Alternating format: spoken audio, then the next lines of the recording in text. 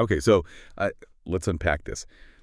Have you ever felt, pulled in a bunch of different directions? Like you've got so many passions, it just feels like, okay, I got to choose one. But what if you didn't actually have to choose? What if all those seemingly separate interests could actually weave together, make each other stronger? Today, we're diving into the pretty extraordinary journey of Dr. Sayantané Dassgupta. She's someone who masterfully blends these different worlds, medicine, teaching, and writing. Our mission really in this deep dive is to pull out those powerful insights from her story. We want to show you how her focus on story, on representation, connects everything she does. Yeah, what's really striking about Dr. Dassgupta is how much her own life experiences feed directly into her work, into her purpose. We'll dig into her unique childhood as an immigrant kid and how that shaped her whole understanding of herself, of narrative, and that really laid the groundwork, didn't it, for her commitment to social justice, whether that's in a clinic or, in a kid's book. Exactly. We'll trace that journey, starting with growing up in 1970s America, Ohio, New Jersey, daughter of Indian immigrants, and then finding this really profound sense of belonging, like a missing puzzle piece, she calls it, during summers back in Kolkata. Listening to her grandmother telling these amazing folktales, you'll also hear about this simple gift from her dad, a notebook, how that became this foundational lesson about her own voice having value, and how she navigated medical school, holding on to this idea, this vision of medicine as a tool for social justice, even when, that wasn't the common view. That's such a key point, that foundational lesson about her voice, especially thinking about going into medicine then. It brings up a really important question, I think. How do you hold on to a core value system, like seeing medicine as social justice? How do you do that inside institutions that maybe don't always see it that way? We'll definitely connect that to her work later at Columbia in narrative medicine, where she basically argues that listening to and interpreting a patient's story is just as vital a skill as like reading an X-ray. Right. And this is where it gets really interesting, how it all comes together. We'll see how all these different threads, her own experiences with microaggressions, her love of stories that drive for social justice, how they all culminated in her writing this New York Times bestselling children's fantasy series. She basically saw a problem, right? Her own kids were reading Harry Potter, Percy Jackson, loving these adventures. But none of the main characters looked like them. No brown-skinned heroes. So she just created her own. Her own heroine, her own world. It was a direct answer to that feeling she had as a kid that it's really hard to be what you can't see. And if you zoom out, look at the bigger picture. It just highlights how those really personal experiences, especially feeling marginalized, how they can fuel incredibly powerful work, creative work, professional work, work that actually challenges the system. Dr. Dassgupta deciding to provide these mirrors for kids of color. That's a profound act. She calls it joy as resistance. It's pushing back against what she terms narrative erasure, basically, when certain stories just get ignored or silenced. We'll explore her thinking on why this representation isn't just like nice for individual kids. It's important for all of society. Yeah, and you'll hear her talk about this idea that it's not about finding like a second career. For her, it's more of an ongoing yes and kind of path. Every role she plays is connected, connected by these twin threads, stories and power. And her definition of a good life, it really flows beautifully from that whole philosophy. So, okay, growing up in the 70s, mostly white neighborhood, Sayantané described it as, outwardly pretty idyllic. But looking back, she recognized the impact of those subtle things, those microaggressions. Yeah, and what's so impactful is hearing how those seemingly small things, like kids rubbing her skin, asking if the brown would come off, or that awful portrayal of India in Indiana Jones, how those things created this deep feeling inside her that there was something wrong with me. That insight is just so key to her work now. I mean, if a child never ever sees themselves as the hero in a story, it's incredibly hard for them to believe they can be the hero of their own life, right? Yeah. She compares it to how the comedian Hari Kondabolu talks about Apu from The Simpsons. For so many South Asian kids, that was like the only representation they saw, and often negative. It's really powerful how she took that monster of racism and literally turned it into a monster in her books, giving kids this like tangible thing to understand and fight against. Even though she grew up in this activist household, her parents were models of resistance. It still took her years to really put words to what was happening to her. She even calls racism this monster that crashes into your life, threatens to whisk you away. She has a character, a Rakosh, in her series who embodies this, and she tells kids, my monster was racism. And it took immense power, she says, to fight it. That connects so perfectly to the other side of her childhood coin, right? Those summers in Kolkata, starting when she was really young, almost every summer she'd go visit family. And that was transformative. because it was the first time she saw kids who looked like her being the main characters, being the heroes, saving the day. It was there, in Kolkata, under a mosquito net, listening to her grandmother's folktales, stories about princes and princesses and these evil serpent kings. That's where she felt truly seen, truly embraced. It just highlights something important for all of us, I think.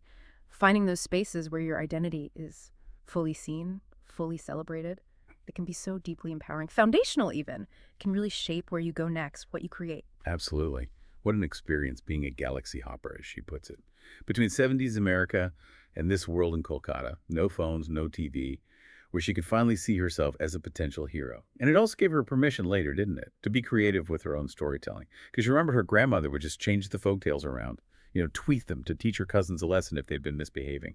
Exactly. That flexible, adaptive thing about oral storytelling, that became really key for her own creative process. It let her, as she says, play fast and loose with those Bengali folktales for a new audience. So her heroine wears a kurta and combat boots and talks like an immigrant kid from Jersey. It's brilliant.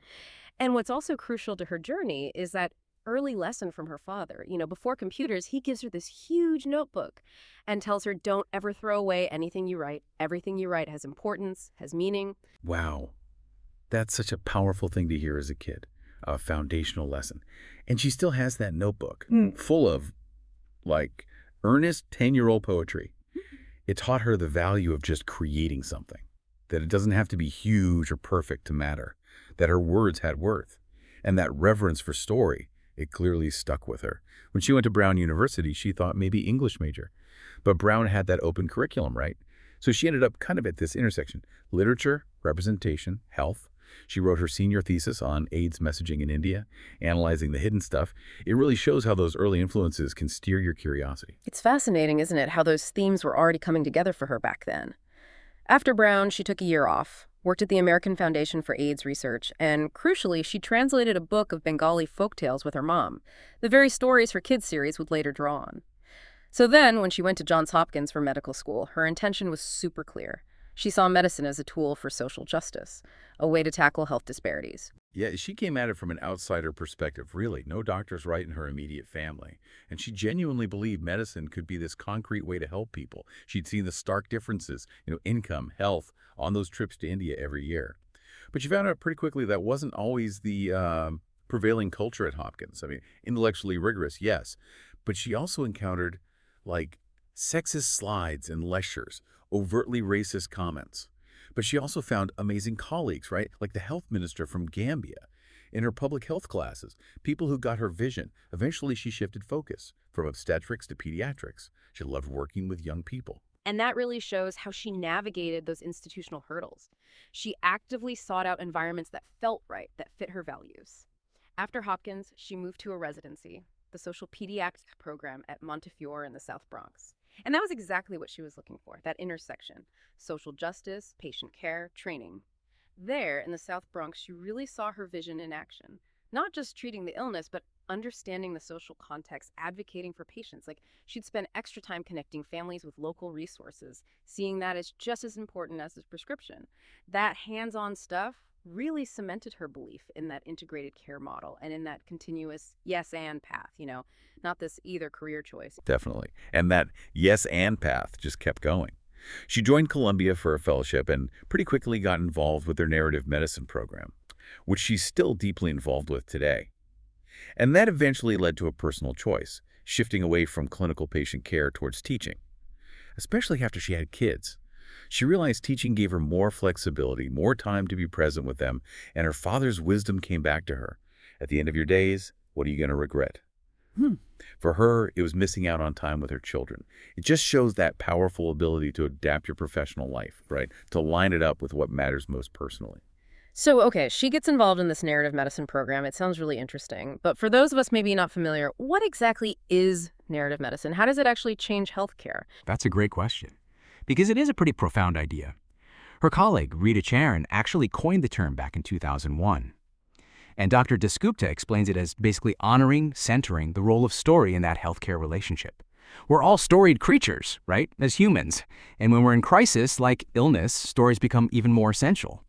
So the argument is, medical trainees need to be just as good at eliciting and interpreting a patient's story, really listening to their experience of illness, as they are at reading an X-ray or knowing pharmacology.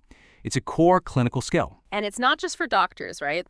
The program at Columbia, it's a master's now, it trains future lawyers, medical reporters, others interested in health embodiment.